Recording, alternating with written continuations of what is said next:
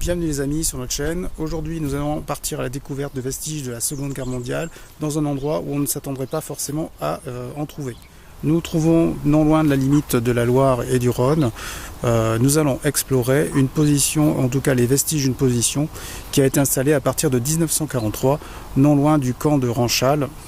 Alors il faut savoir que à partir de 1943, et notamment les défaites en Afrique du Nord, les Allemands commencent à sentir un souffle chaud venant du sud. Il devient donc indispensable pour les armées d'occupation de disposer tout un arsenal de radiodétection pour identifier au plus vite les raids alliés pouvant venir taper toutes les industries allemandes qui se trouvent au sud de l'Allemagne, qui sont relativement stratégiques. Alors dès 1941-42, l'Allemagne avait mis en place toute une ligne venant du Danemark jusqu'à la Suisse, estimant qu'à cette époque-là, le danger venant de l'Angleterre était le plus important. Or, il se trouve que, comme on vient de le dire, en 1943, la pression vient de toutes parts, de l'Est, de l'Ouest et désormais du Sud. À partir de ce moment-là, les armées d'occupation éprouvent donc la nécessité de mettre en place tout un système complémentaire de la Suisse jusqu'à la Provence. Donc aujourd'hui, nous allons nous rendre non loin de là, à la limite de la Loire et du Rhône, non loin du camp de Ranchal. Et là, nous allons pouvoir trouver quelques vestiges de ces installations. Suivez-moi, on y va. Nous sommes au col des Escorbans pour aller découvrir la station de Bernardiner, en tout cas les vestiges de cette station radar. Du dispositif de la Saône et du Rhône.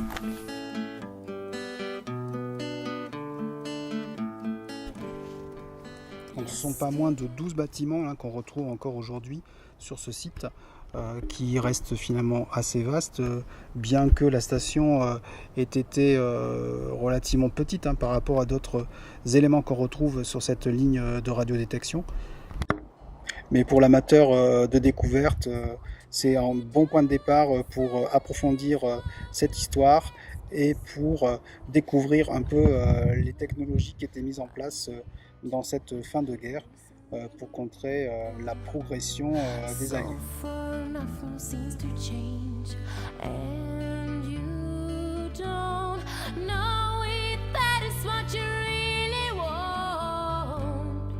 Should you step out? You don't need to be that way. You don't need to feel that way. So far you're falling, control yourself and step to fade, fade into your tears. Depuis le panneau de départ des randonnées col des Escorbans, on remonte le chemin qui est légèrement en montée. She say she loves you and next she hit you in the face. You are concerned about her health. Is this like keeping secret? It's better to be safe, stay with her. It don't need to be that way. You don't need to feel that way. So far you're falling, control yourself. Donc, le premier bâtiment que on voit depuis le chemin, c'est un bâtiment qui est relativement important, à peu près 500 mètres carrés de surface. Et la première chose qu'on voit, c'est un large escalier extérieur qui délimite un couloir central. Donc ce bâtiment, c'est vraiment le point de départ de notre découverte. Alors le second bâtiment qu'on retrouve juste à côté est tout aussi imposant, puisqu'il fait à peu près 500 mètres carrés lui aussi, un petit peu plus. On voit encore une imposante cheminée qui est encore en élévation. Mais le point le plus intéressant et qui peut susciter la curiosité, c'est cette pièce souterraine dont on voit encore l'ouverture qui, selon différents témoignages, pouvait être un abri souterrain. Juste derrière ces deux bâtiments, lorsqu'on remonte le site, on a un large réservoir d'eau qui est à peu près 3 mètres de profondeur, donc c'est important. C'est d'eau à vocation sanitaire, soit pour lutter contre les incendies, soit pour alimenter des toilettes ou des choses comme ça. Lorsqu'on remonte toujours le site, on tombe sur un bâtiment là aussi assez important, plus de 85 mètres de long, équipé d'une douzaine de cheminées. On a un bâtiment immense, presque 1000 mètres carrés. Cette structure semble démontrer qu'on avait affaire à des dortoirs, chacun ayant sa cheminée pour le chauffage. Donc elles sont toutes espacées à des distances à peu près équivalentes, autour de 6 mètres, 6 mètres 50, ce qui laisse imaginer un cloisonnement entre les différents espaces.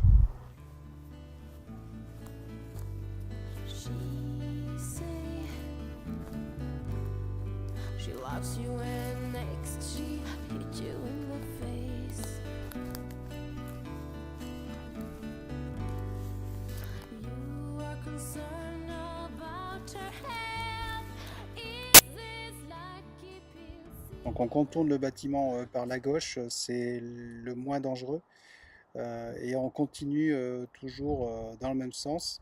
On voit très bien un bâtiment en élévation supporté par des contreforts. Alors ça, c'est le bâtiment un des plus importants pour la vie de la garnison, c'est le réservoir d'eau potable.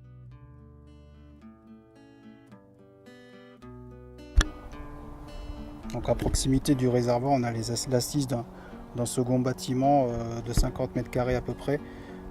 Difficile de dire à quoi ça correspond. Et juste derrière, on voit la silhouette de l'embase hexagonale du radar. Chose intéressante, on a encore les tiges filetées qui permettaient de supporter le radar et de le fixer. Et lorsqu'on fait le tour de cette embase, on a encore l'entrée qui permet voilà, de se mettre à l'intérieur de l'embase et de pouvoir, pour un technicien, intervenir directement sous le radar. Donc on ne va pas aller plus loin, mais à 200 mètres, on a une embase identique de radar et le socle d'un autre bâtiment. On va revenir sur nos pas et repasser devant notre bâtiment à l'escalier. Donc là on descend par le chemin, c'est plus confortable. Et après on va recouper sur la gauche devant ce bâtiment en direction du bâtiment construit en dur et qui est encore debout. On trouve voilà, un petit peu plus au fond. Donc en passant sur votre gauche, vous avez un deuxième bâtiment pareil de taille imposante, 700 mètres carrés environ, avec une dalle de béton que l'on voit encore nettement. Et on poursuit quand même tout droit vers ce bâtiment qui semble le plus important aujourd'hui sur la station, construit en dur et encore en élévation. Pour autant, sa surface reste finalement relativement faible par rapport aux autres bâtiments, en tout cas aux autres surfaces qu'on a pu voir. Il est surmonté d'une tour qui était raccordée par une ligne de tension au transformateur de Ranchal. Donc c'est par cet intermédiaire que la station était alimentée. Et dans ce bâtiment, on trouvait également un transformateur, comme dans la majorité des positions allemandes, qui permettait de prendre le relais en cas de coupure d'électricité, que ce soit en raison d'un sabotage, d'un bombardement ou simplement d'un dysfonctionnement. Donc ce site, même s'il n'est pas aujourd'hui valorisé, garde encore quelques témoignages intéressants du fonctionnement d'une station radar, de ses besoins, de l'ensemble des bâtiments nécessaires à son fonctionnement. Le tour de la station est terminé. Merci de nous avoir suivis dans cette petite promenade et cette découverte du site Bernardiner. N'hésitez pas à rajouter vos commentaires et mettre vos likes à la vidéo. Et dans tous les cas, on vous dit à bientôt pour de prochaines aventures et de prochaines vidéos. Merci à tous, bye bye. Yesterday was a day like always.